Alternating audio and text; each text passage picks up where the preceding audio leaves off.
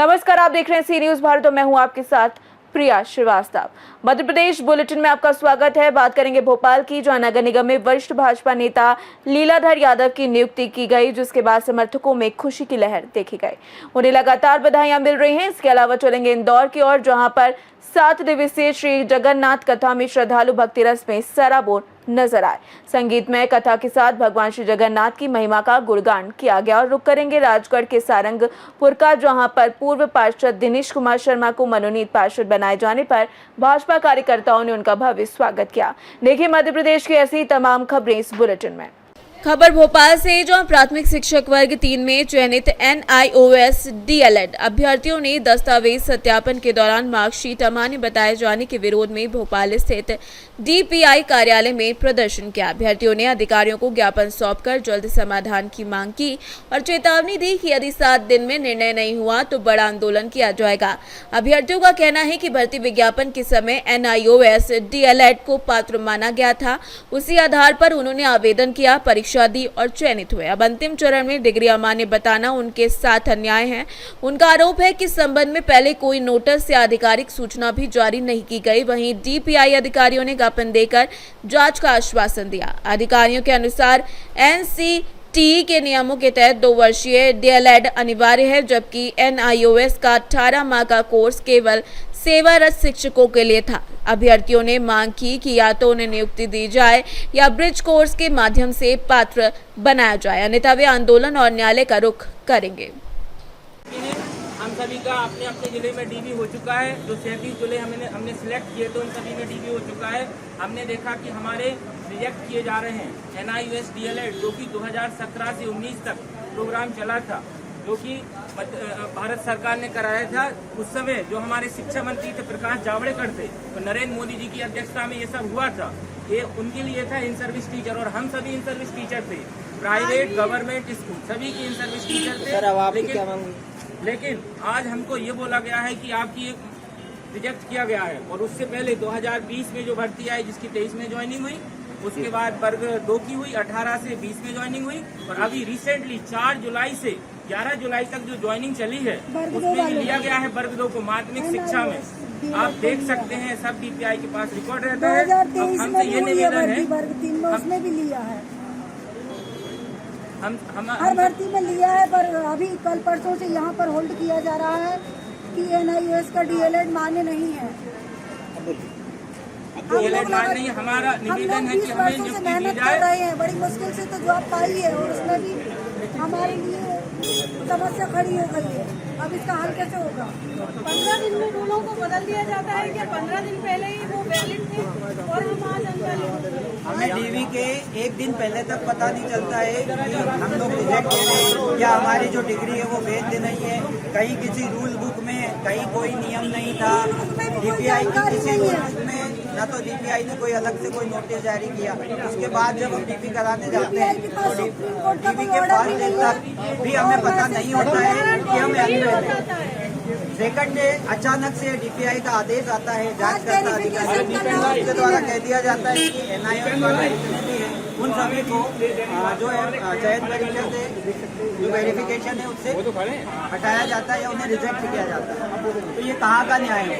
हम चाहते हैं कि हमसे पहले जितनी भी NIOS धारियों की नियुक्ति की गई है उन सबकी किस बेस पर की गई है? NIOS के बेस पर की गई है। तो हम सब भी ये चाहते हैं कि उसी बेस पर, जिस बेस पर पहले नियुक्तियां की गई है और जो सिविल कोर्ट ने जो आदेश जारी किया है, NCC का जो आदेश है, उसको ये पढ़े, उसको समझे, उसके बाद हमें लिखित में या किसी और तरीके से जो इनको तरीका आता है उस तरीके से हमें जानकारी दें कि हमें क्यों रिमूव किया, क्यों हटाया गया, क्यों रिजेक्ट किया जा रहा है, हमें क्यों इतना परेशान किया जा रहा है, सिर्फ हम ही क्यों, हमसे पहले जितनी भी भर्ती हुई है उन्हें क्यों नहीं किया गया। मैं बरेली से आया हूं और हम सभी यहाँ पर जो लोग आए हैं वो सब NIOS DLED के छात्र हैं और हमने चयन परीक्षा दी है वर्ग 3 की और उसमें हम सभी लोग उत्तीर्ण हो गए हैं। और जब हम डॉक्यूमेंट वेरिफिकेशन करवाने वहाँ पर पहुँचे तो उन्होंने हमारा डॉक्यूमेंट वेरिफिकेशन तो किया है, परंतु NIOS DLED होने के कारण हमें अपात्र कर रहे हैं। और अभी तक पिछले विगत वर्षों में जितनी भर्तियाँ हुई हैं पूरे देश में, उनमें सभी में NIOS DLED वालों को पात्र माना गया है। सुप्रीम कोर्ट के ऑर्डर में भी पात्र माना गया है, मगर DPI के एक व्हाट्सएप के आदेश पर हम 800,000 लोगों की नेताओं पे लगा दी। हम ये चाहते हैं कि हमें मान्य किया जाए, हम वैलिड डिप्लोमा होल्डर हैं और शिक्षक हैं, हमें मान्य किया जाए और हमें हमारी नौकरी दी जाए। ये मैसेज चल रहा है। समाचार में का मैसेज। भोपाल से सी न्यूज संवाददाता प्रयास की रिपोर्ट। खबर भोपाल से, जो मध्य प्रदेश की राजधानी भोपाल की दक्षिण पश्चिम विधानसभा क्षेत्र के वरिष्ठ भाजपा नेता लीलाधर यादव को नगर निगम भोपाल के एल्डरमैन नियुक्त किया गया है। नियुक्ति के बाद उन्होंने मुख्यमंत्री डॉक्टर मोहन यादव, भाजपा प्रदेश अध्यक्ष एवं पार्टी के वरिष्ठ नेतृत्व का आभार व्यक्त किया। लीलाधर यादव की नियुक्ति पर उनके समर्थकों और क्षेत्रवासियों ने उन्हें बधाई दी और शुभकामनाएं दी। क्षेत्र में सक्रिय जनप्रतिनिधि के रूप में पहचान रखने वाले लीलाधर यादव लंबे समय से लोगों की समस्याओं के समाधान और सामाजिक कार्यों में सक्रिय भूमिका निभाते रहे हैं।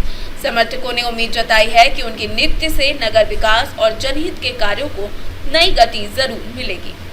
जहाँ पर भारतीय जनता पार्टी के हमारे आदरणीय कोटराय की आन बान शान लीला भैया एंडरमैन बने हैं। भाई साहब, क्या कहना चाहते हैं भोपाल के क्षेत्र कोटरा में किस तरह की विकास कर रही है आपके? एक्चुअली हम तो पहले ये कहना चाहते हैं कि हमारे लोकप्रिय मुख्यमंत्री आदरणीय मोहन यादव जी और हमारे मध्य प्रदेश के लोकप्रिय अध्यक्ष हेमंत खंडेलवाल जी और हमारे विधायक दक्षिण पश्चिम विधानसभा के मेरे बड़े भाई और हमारे यहाँ के लोकप्रिय विधायक भगवान दास समनानी जी, मैं इनका सबका और पार्टी के जितने वरिष्ठ नेता हैं सबका हृदय से धन्यवाद करता हूँ कि एक छोटे से कार्यकर्ता को इतना बड़ा सम्मान दिया। कल मेरे पास जब फ़ोन आया था तो मैं खुद ही घर पे था और मेरे को तो कुछ नहीं, लोगों मित्रों ने बताया कि आपको ऐसा होगा, तो मैं फिर शाम को उनके आभार धन्यवाद करने भाई साहब विधायक के घर भी गया था। और मैं तो एक सोचा के बैठा था कि कोई पद से मतलब पद का गरिमा होती है, वरना मैं हमेशा मैं तो वार्ड 27 हो जा 29 वार्ड हो जा 28 वार्ड हो जा काम करने की शैली मेरी शुरू से मैं इस टाइप में रहूं कि भारतीय जनता पार्टी काम में पिछले 27-28 सालों से बिल्कुल कार्यकर्ता के रूप में करता रह रहा हूँ। कुछ जवाबदारी, इतनी बड़ी जवाबदारी मेरे नेता ने दी है तो उसको और अच्छे से निभाने का मेरा प्रयास रहेगा। और हमेशा जितने भी हमारे पार्टी के मेरे जितने भी वरिष्ठ मेरे साथ खड़े हुए, ये भी मैं इनके साथ में मैं अभी ये मेरे मंडल के महामंत्री राम नेता जी हैं, हमारे संतोष भाई, हमारे पार्षद चुनाव लड़े हुए हैं मेरे संजय भाई हैं, ये पूर्व में महामंत्री ने भारतीय जनता पार्टी मंडल के रहे नंदू भाई, ये शर्मा जी हैं हमारे, जे पी शर्मा जी, मेरे सब वरिष्ठ हैं। मैं इनके बीच में हमेशा छोटा उनके मैंने काम कराया, मैं कभी चीज़ों में कभी नहीं गया कि मेरे पास पद है कि नहीं है। ईमानदारी से जो काम होता रहता है और पार्टी ने जवाबदारी, हृदय से मैं धन्यवाद करता हूँ जितने भी मेरे वरिष्ठ नेता हैं। संगठन का बहुत बहुत आभार कि संगठन ने हमारे बीच के समर्पित कार्यकर्ता को चुना, जिसमें मोहन यादव जी का धन्यवाद है, प्रदेश अध्यक्ष जी हेमंत खंडेलवाल जी का धन्यवाद है, रविंद्र यति जी हमारे जिलाध्यक्ष जी उनका भी धन्यवाद है, हमारे सांसद आलोक शर्मा जी का भी धन्यवाद है और सारे धन्यवादों का धन्यवाद हमारे लाडले विधायक भगवान दास समनानी जी का भी बहुत बहुत धन्यवाद है कि उन्होंने हमारे बीच में से एक ऐसे आदमी को चुना जो हमेशा से कार्य करने में सक्षम रहते हैं और सबके साथ चल के विकास कार्य के लिए वो पार्टी की व्यवस्थाओं में भी सहयोग करते हैं। उसके लिए पार्टी का बहुत बहुत आभार और भाई साहब का बहुत बहुत धन्यवाद। कभी भी किसी कार्यकर्ता ने कुछ मांगा नहीं, लीलाधर यादव जी ने भी कभी नहीं बोला कि हमें एल्डरमैन बना दो या ये कर दो।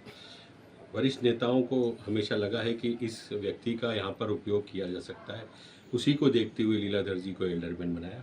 मैं भगवान दास समनानी जी और सभी वरिष्ठ नेताओं का बहुत बहुत आभार और धन्यवाद करता हूँ। जय हिंद, जय भारत। एक समझ लें कि एक छोटा बच्चा जन्म लेता है और वयस्क होने के बाद 18 साल में जो वोटर बनता है, भारतीय जनता पार्टी को देखता है। आज उसी भारतीय जनता पार्टी के कोटरा में लीला भैया को एक एंडरमैन बनाया गया है। इनके लिए क्या कहना चाहेंगे आप भारतीय जनता पार्टी के लिए? सबसे पहले मैं प्रदेश नेतृत्व को हार्दिक धन्यवाद देता हूं और हमारे लाडले विधायक दक्षिण पश्चिम विधानसभा के भगवान दास समनानी जी का बहुत बहुत आभार। इन्होंने हमारे बीच के एक ऐसे आदमी को जो कई दिनों से कार्यरत है, भारतीय जनता पार्टी के लिए कार्य कर रहे हैं, उन्हें चुना, उनके लिए बहुत बहुत आभार। अपने भाई साहब श्री भगवान दास समनानी जी, दक्षिण पश्चिम विधायक जी का बड़ा आभार करता हूँ। मेरे लीलाधर भाई को एंडरमैन बनाया और मुझे आशा है कि मेरे भाई जुड़ मिल के बहुत सब अच्छा काम करेंगे हमारे साथ में। मुझे आशा है, बहुत आशा है। भोपाल से सी न्यूज़ संवाददाता ऋषेंद्र की रिपोर्ट। विदिशा जिले के गंज बासौदा में ग्राम पंचायत घोगरा में पंचायत सचिव स्वर्गीय राम सिंह विश्वकर्मा की सड़क दुर्घटना में मौत को लेकर पंचायत सचिव, रोजगार सहायक संगठन और सरपंच संगठन ने विरोध जताया। संगठनों ने मुख्यमंत्री और कलेक्टर के नाम ज्ञापन सौंपकर प्रशासनिक दबाव को हादसे की वजह बताया। संगठन का आरोप है कि सीएम हेल्पलाइन की शिकायतों के निराकरण और जिले की रैंकिंग सुधारने के दबाव में कर्मचारियों से देर रात तक गांव-गांव जाकर काम कराया जाता है। उनका दावा है कि 18 जुलाई की रात शिकायतों का निराकरण कर लौटते समय राम सिंह विश्वकर्मा की सड़क दुर्घटना में मौत हो गई। संगठनों ने मामले की निष्पक्ष जांच, दोषी अधिकारियों पर कार्यवाही, रात्रिकालीन ड्यूटी पर रोक, कर्मचारियों के लिए मानवीय कार्य व्यवस्था और मृतक के परिजनों को आर्थिक सहायता, अनुकंपा नियुक्ति और सभी शासकीय लाभ तत्काल देने की मांग की है। हमारा मामला ये है, 181 सीएम हेल्पलाइन जो चल रही है उसके दबाव में हमारे नटेरन जनपद पंचायत के ग्राम पंचायत घोंगरा के पंचायत सचिव श्री राम सिंह जी रात में 8 बजे सीएम हेल्पलाइन बंद करा रहे थे गांव में, उसी दबाव में। और जब वो घर वापस आ रहे थे तो उनका मानसिक दबाव के कारण एक्सीडेंट हो गया, जिसमें उनका दुखद निधन हो गया। उसके संबंध में आज हम लोग ज्ञापन देने आए थे कि 181 पर जो अनावश्यक दबाव बनाया जाता है वो बंद किया जाता है। विदिशा से सी न्यूज़ संवाददाता हेमंत आनंद की रिपोर्ट। इंदौर से खबरें जो ग्राम बिचौली मर्दाना में आयोजित 7 दिवसीय श्री जगन्नाथ कथा में श्रद्धालु भक्ति रस में डूबे नजर आ रहे हैं। कथा व्यास पंडित डॉक्टर जनार्दन स्कंद पुराण में वर्णित भगवान श्री जगन्नाथ की महिमा का संगीत में वर्णन कर रहे हैं। कथा के दौरान भजन कीर्तन और आध्यात्मिक प्रसंगों से पूरा वातावरण भक्तिमय बना हुआ है। पंडित डॉक्टर जनार्दन ने कहा कि कलयुग में भगवान श्री जगन्नाथ अपने भक्तों के पालनहार हैं और सच्चे मन से की गई प्रार्थना अवश्य स्वीकार करते हैं। उन्होंने भगवान जगन्नाथ, बलराम और सुभद्रा की दिव्य परंपरा का महत्व बताते हुए कहा कि इस कथा का उद्देश्य भगवान जगन्नाथ की महिमा को जन जन तक पहुंचाना है। उन्होंने बताया कि इस वर्ष बिचौली मर्दाना में ऐतिहासिक रथ यात्रा निकाली गई और अब यहाँ जगन्नाथपुरी की तर्ज पर एक भव्य श्री जगन्नाथ मंदिर का संकल्प भी लिया गया है। और इस वर्ष जो एक ऐतिहासिक रथ यात्रा आपके नेतृत्व में निकली और भगवान जगन्नाथ जी की कथा का श्रवण सुनने का लाभ सभी को मिल रहा, क्या कहना चाहिए? बिल्कुल, ये तो प्रभु की कृपा है। मैं केवल सीमित यहाँ वार्ड क्रमांक 76 बिचौली मर्दाना में सीमित जगन्नाथ जी को रखना नहीं चाहता हूँ, या वो भी रहना नहीं चाहते। वो जगत के ईश्वर है, जगदीश्वर है, जगत के नाथ है, वो अनाथों के नाथ है, पतित पावन है वो। तो इंदौर, मध्य प्रदेश और पूरा भारत, पूरा विश्व, ब्रह्मांड सब उनका ही है। तो बिचौली मर्दाना तो छोटा क्षेत्र है, आज पूरी देश के हर कोने कोने में, विदेश में भी जगन्नाथ जी का मंदिर है। हम कोई बहुत बड़ा कार्य नहीं कर रहे हैं कि बिचौली मर्दाना में मंदिर बना के, हाँ, मगर ये जरूर है कि लोगों को जगन्नाथ जी के बारे में, जगन्नाथ परंपरा के बारे में, जगन्नाथ संस्कृति के बारे में, जगन्नाथ जी के बारे में बहुत कम लोगों को, उनकी कथा के बारे में भी कम पता है। और जगन्नाथ जी को जाके दर्शन वहाँ पूरी में कर पाते हैं। यहाँ इंदौर में जगन्नाथ जी का मंदिर नहीं है, महू में एक मंदिर है। इंदौर इतना बड़ा जिला है, इतना बड़ा शहर है, यहाँ इतना बड़ा महानगर में अभी तक इंदौर जगन्नाथ जी का मंदिर नहीं है। तो ये उनका ही प्रेरणा है, उनका ही जो स्वप्नादेश हुआ। तो जो है तब से 2022 से जो है मैं भागवत कथा, तो श्रीमद् भागवत कथा 2020 से कर रहा हूँ, मगर जगन्नाथ जी का स्वप्नादेश स्नान पूर्णिमा में, ज्येष्ठ पूर्णिमा, स्नान पूर्णिमा में जो है 2022 में जब घर गया था, तब जो है उनका स्वप्न आया। और उसी स्वप्न के बाद जो है मैं फिर इंदौर में जो है सभी को जागृत कर रहा हूँ कि सब जगन्नाथ जी का मंदिर बनाए। और हम लोग 2023 में जगन्नाथ जी ये जो मूर्ति देख पा रहे हैं, वो मूर्ति को हम जहाँ जगन्नाथपुरी से लेकर आए थे और तब से स्थापना किए। और 2024 से हमने जो है रथ यात्रा प्रारंभ किया और इस साल भी तीसरा साल जो है रथ यात्रा का हुआ, बहुत भव्यता से हुआ, सब लोगों का सहयोग से हुआ। और ये भव्यता, दिव्यता आगे जाकर पूरा इंदौर वासी तक पता चले। इंदौर के लोग, सारे लोग ऐसे, आज तो यहाँ के आसपास लोगों को पता चला, इसलिए जो है इतनी भव्यता से जो है रथ यात्रा हुआ। जब एक दिन आएगा जब पूरी इंदौर को पता चलेगा, जब पूरा आसपास के, इंदौर के आसपास जो जिले को पता चलेगा, तो वहाँ के लोग भी सब आके सम्मिलित होंगे और बहुत विशाल जैसे जन सैलाब होता है जब हनुमान जी का जब रथ यात्रा निकलता है तो 4-5 लाख लोग आते हैं।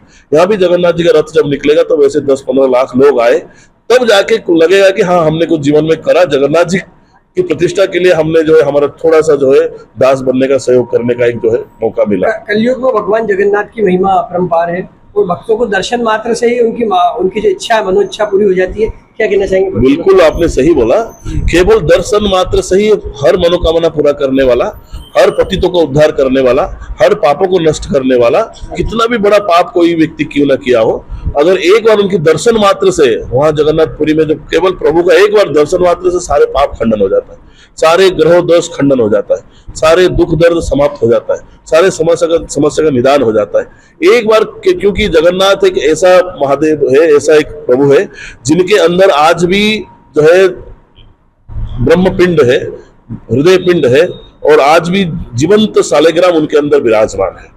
वो आज भी धड़कता है, आज भी जीवंत रूप में वो विराजमान है। हर जगह जितनी भी मूर्ति है वो मूर्ति में कोई लकड़ी का है, कोई पत्थर का है, कोई मान लीजिए मिट्टी का है, वो मूर्ति रखते हैं मगर उस मूर्ति के अंदर प्राण नहीं है। मगर जगन्नाथ जी के अंदर प्राण है, वो जीवंत है। जब नव कलेवर होता है, नया मूर्ति जब बनता है, तब उस प्राण को, उस ब्रह्म पिंड को, वो ब्रह्म पदार्थ को और वो हृदय पिंड को, वो जीवंत सालेग्राम को पुराने मूर्ति से नया मूर्ति में स्थापित किया जाता है। उस दिन एक नजारा जो है जगन्नाथपुरी में देखने की रहता है।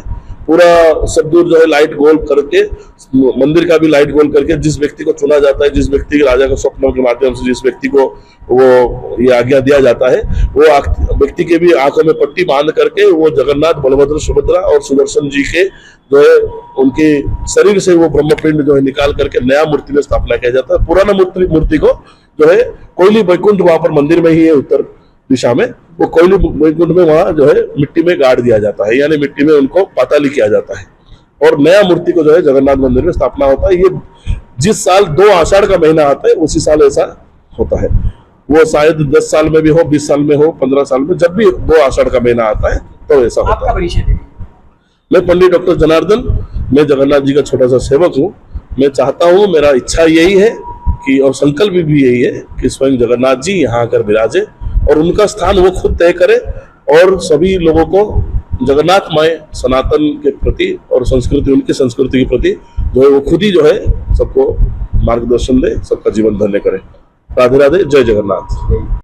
पंडित जनार्दन जी पात्र के माध्यम से एक श्रीमद जगन्नाथ कथा चल रही है जी, और कथा बहुत शानदार ढंग से चल रही है। कथा का यहाँ पर हर वर्ष आयोजन होता है। जगन्नाथ जी की कथा सुनना बहुत कम लोगों को मिलता है, बहुत कम नसीब वालों को मिलता है। यहाँ उपस्थित है, क्या कहना चाहेंगे? जगन्नाथ कथा ऐसी कथा है जो बहुत कम लोगों ने सुनी है और उसके बारे में बहुत कम लोग जानते हैं।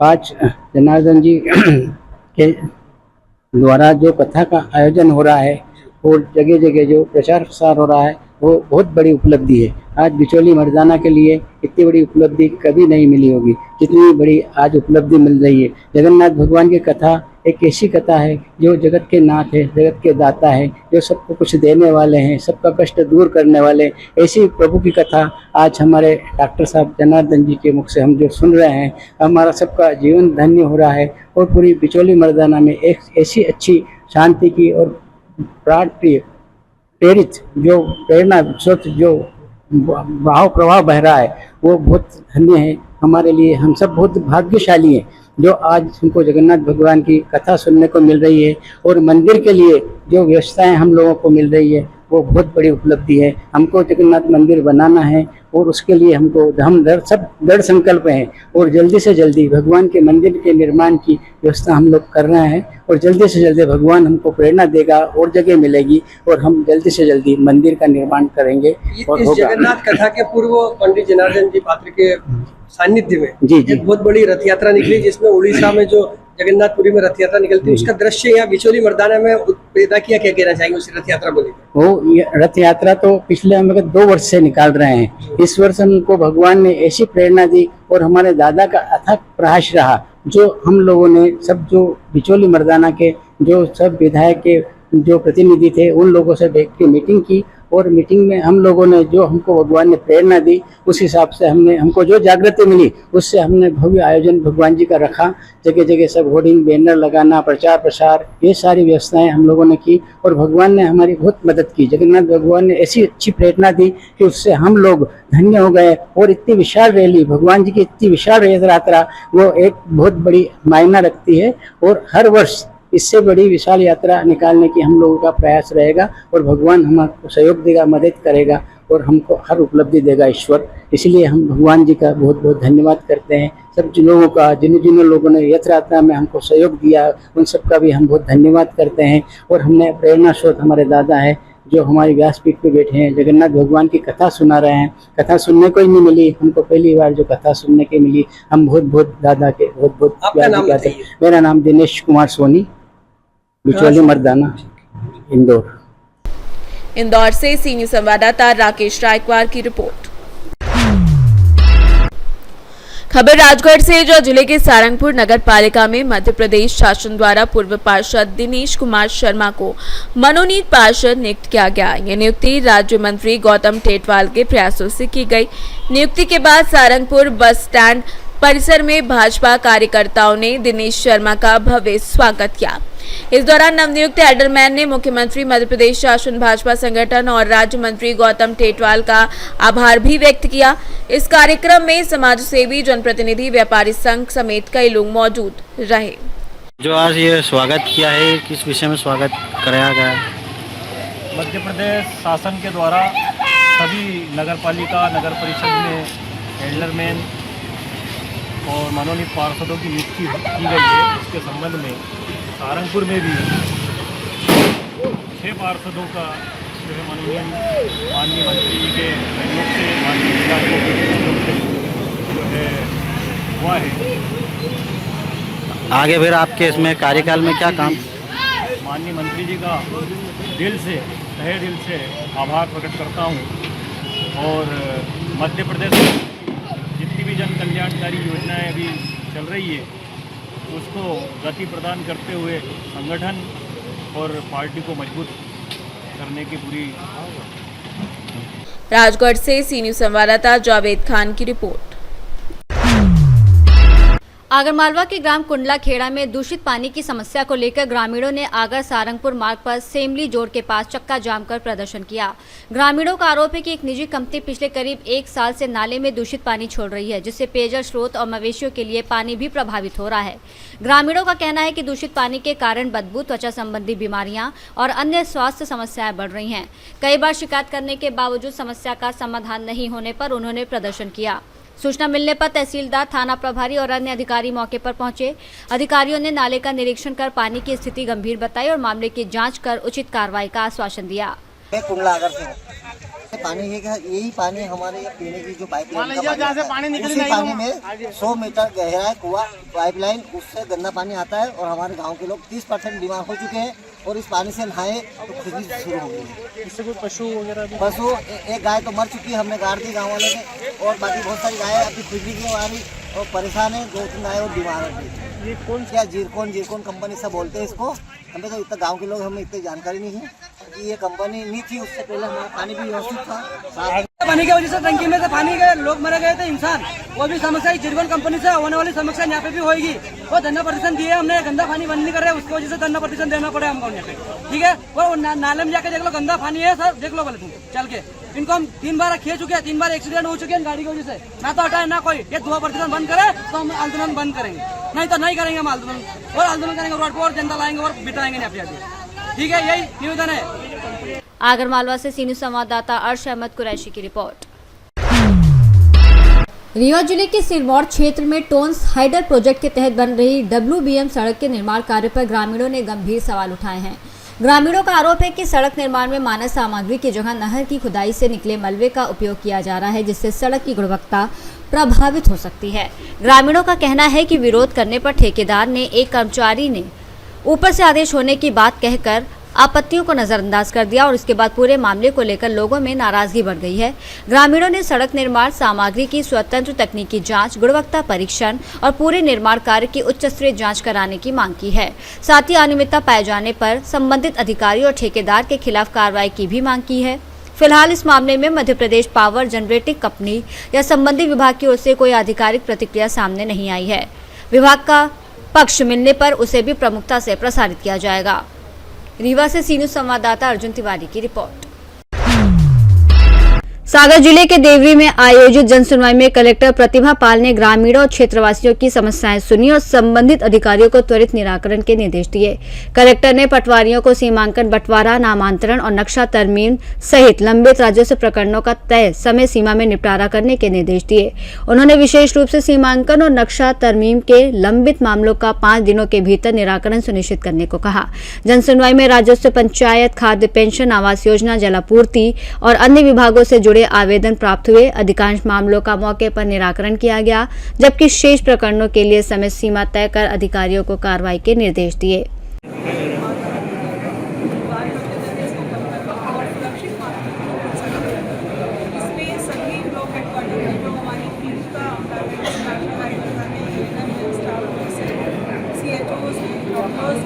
सभी का एक राउंड मीटिंग हो रहा है ताकि सब एक प्रकार से एक बार प्रक्रिया को वापस समझ लें और फिर जैसे उनकी ट्रेनिंग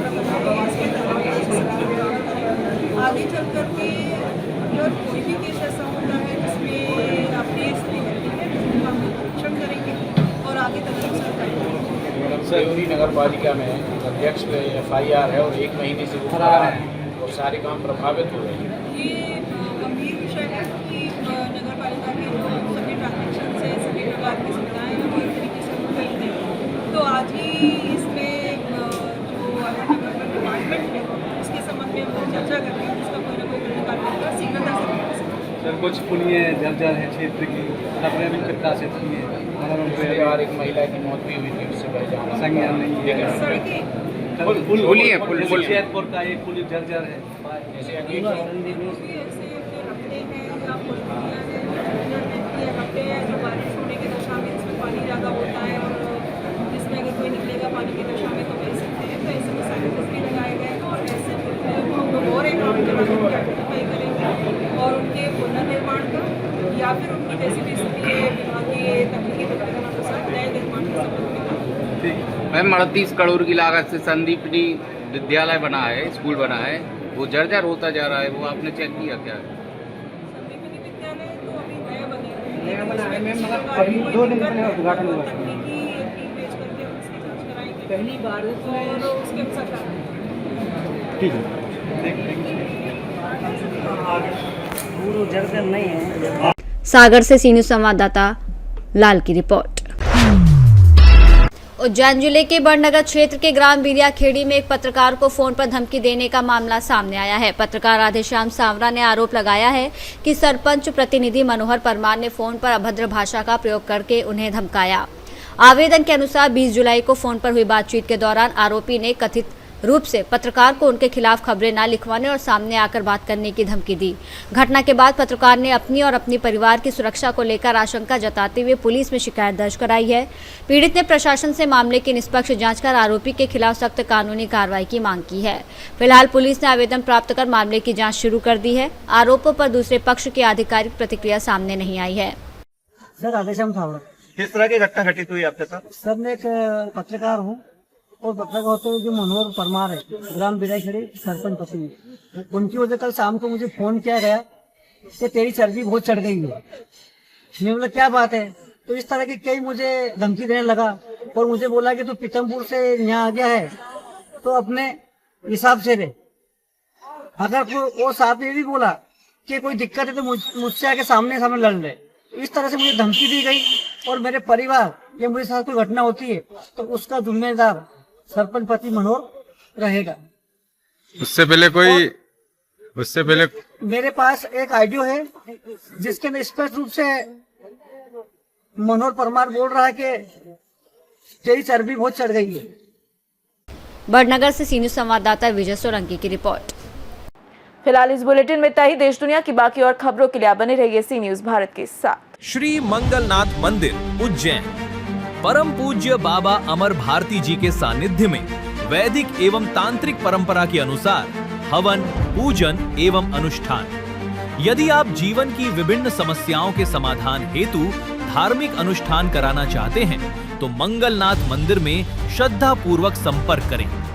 विशेष अनुष्ठान, शत्रु शांति एवं रक्षा हेतु पूजन, व्यापार उन्नति हेतु हवन पूजन, भूमि एवं संपत्ति संबंधी मामलों की मंगल कामना हेतु अनुष्ठान, गृह कलह एवं पारिवारिक सुख शांति हेतु पूजन, अन्य धार्मिक एवं वैदिक अनुष्ठान। विशेष सुविधा, देश विदेश में रहने वाले श्रद्धालु नाम एवं गोत्र के माध्यम से भी पूजन अनुष्ठान संपन्न करा सकते हैं। संपर्क करें परम पूज्य बाबा अमर भारती जी, मोबाइल 92325 85669, पता श्री मंगलनाथ मंदिर, बाबा महाकाल की नगरी, अवंतिका क्षेत्र, उज्जैन, मध्य प्रदेश। हर हर महादेव, जय श्री मंगलनाथ।